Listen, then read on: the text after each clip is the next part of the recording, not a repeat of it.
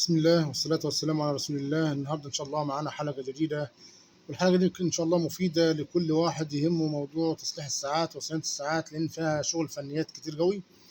أهم حاجة في الفنيات هنا الخزن اللي إحنا اتكلمنا عنها قبل كده في الموضوع السابق. بالنسبة للخزن اللي هي في هنا غلطة مش ملحوظة، إن الخزنة بتاعة ترس الوسط مش موجودة في الإيه، في الشاسيه دوت. الشاسيه اللي هو اللي بشاور عليه دوت، اللي هو ايوه دوت الشاسيه دوت مش مظبوط. في خزنه بتاعه الترس الوسط مش موجوده، هنستبدله بخزنه تانية اهو زي ما حضرتك شايف. الخزنه هنا مش موجوده. طبعا دي غلطه كبيره جدا بيقع فيها جميع او اغلبيه الناس اللي بتصلح. ممكن ما ياخدش باله. هنستبدلها ان شاء الله بخزنه تانية او بشاسيه تاني برضو، بس افضل ان احنا نجيب شاسيه كامل افضل، او ان عرفت تركب الخزنه بتركبها عادي. بس احنا في الحاله دي هنجيب لك شاسيه كامل فيه الخزنه كامله على بعضها. كده بنعرف الناس اللي هي مهتمة إن الخزن مهمة جدا لأنها بتعمل خلل. هنبدأ بقى في تجميع الساعة على الوضع السليم. أول حاجة بنركب هنا ترس الوسط.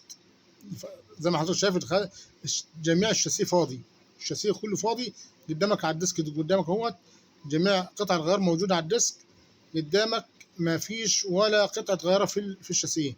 هنبدأ نجمع قطعة قطعة، دي اسمها تخت الترس الوسط زي ما حضرتك شايف. هنربط برضو التخت عشان برضو تكون محكمة سن بسنة كده معانا، خطوة بخطوة معانا. حاول كده تركز معايا في موضوع التجميع، لأن في الحلقة دي هنجمع لك الساعة من البداية خالص. انت فك الساعة وبنجمعها. طبعا عشان خاطر تعرف عشان تعرف انك انت بتجمع الساعة كويس، لازم تخش تعمل مشاهدة للفيديو وتشاهده من اوله لاخره عشان تستكمل كل الاجزاء بتاعت الساعة وتعرفها، تعرف كل مكان كل قطعة غيره فين.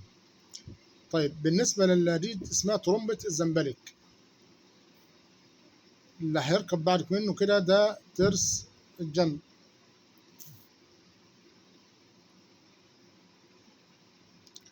ركبنا الترس، بعد كده ترس الانكر، وبعد كده ترس ان شاء الله هنركب بعد كده بعد ترس الانكر دوت ونخدمه في مكانه كويس. لازم ليه مكان اللي هو المكان الخزنه اللي انا بحكي عنها. بعد كده ترس النطاط. تمام، اتاكد ان تستخدم التروس تركب كله في مجاله طبيعي 100%. بعد كده حضرتك بتروح جاي داخل على، بعد ما تتاكد تمام كل شيء له وزنه، تجيب السوسته اللي بتعمل حاجز. هنجيب السوسته اللي هي بتعمل حاجز لترس بتاعت روم الزنبلك. السوسته تركبها دي فايدتها ان هي بتحجز الترس بعد ما يملى الساعه، ما تخرجش يرجع تاني يفضي ملوة الساعه. دي تخت بقى اللي بتحكم بقى التروس كلها، بنمسك بيها التروس كلها، إلها توجيهها وإلها عدله، ولازم تركب على عدلتها المظبوطه زي ما حضرتك شايف كده. يا جماعه ان الدرس ده مفيد جدا لكل واحد مبتدئ عشان خاطر يعرف الطريقه الصحيحه فين، ويأكد بعد ما يركب الترس تاخد الترس ان التروس كلها شغاله وبتكور معاه الكره مظبوطه. هتقفل طبعا المسامير زي ما حضرتك شايف.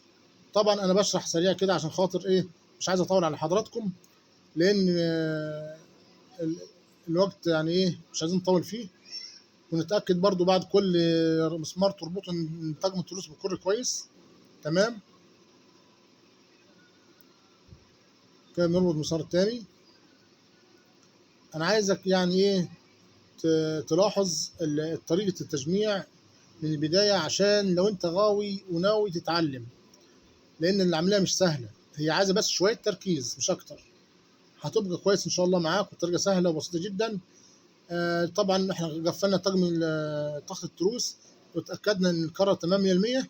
هنبدا بعد كده نحط ترس اللي هو بتاع الشحن، اللي هو بيحجز اللي بياخد منه الترس اللي هو اللي بتاع الشحن بتاع اللي واخد من مقص الشحن. هنربطه. انت لو ممكن تملى الساعه من المكان دوت، يعني ممكن تملى الساعه وتشحنها من المسمار اللي انا بربطه دوت، هتشحن معاك بس هتفضي تاني. لان ايه، الكرة ما فيهاش ترس الشاكوش عشان يحكمها.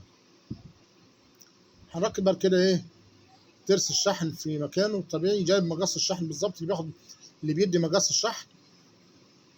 الحدافة شرحنا قبل كده موضوع الحدافة اللي بتدي مقص الشحن، ومقص الشحن يدي الترس اللي احنا ركبناه دوت، والترس دوت يدي الترس الكبير اللي انت شفته حضرتك اللي احنا كنا بنملى منه عشان ترمبة الزنبلك تمتلي والساعة كده تشتغل. اسمها ساعة اوتوماتيك، عشان كده اسمها ساعة اوتوماتيك. احنا كده بنتأكد ان الترس ركب في مكانه الطبيعي، كل حاجة تمام. بنقفل بعد كده التختة بتاعت اسمها دي تختة بقى مقص الشحن والاوتوماتيك، تختة اوتوماتيك كاملة فيها مقص الشحن وترس الشحن ورمان بلي.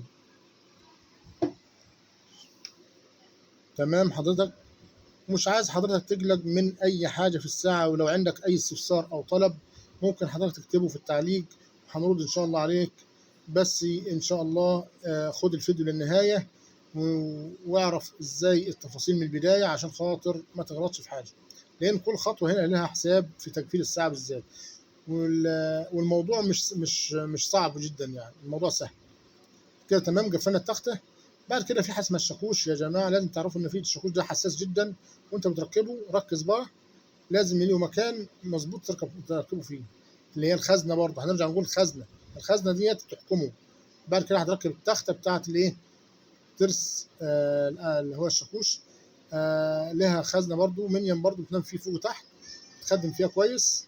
طبعا هنقفل تمام عشان تدي الحركة الطبيعية بتاعته. هتشوف دلوقتي احنا جربنا الكرة من غير ترس اللي هو الايه الشاكوش. بعد كده هنجرب بالايه بالشاكوشه. الشاكوش بنط معاك نطه يمين ونطه شمال. تمام كده، تمام الوضع مظبوطه.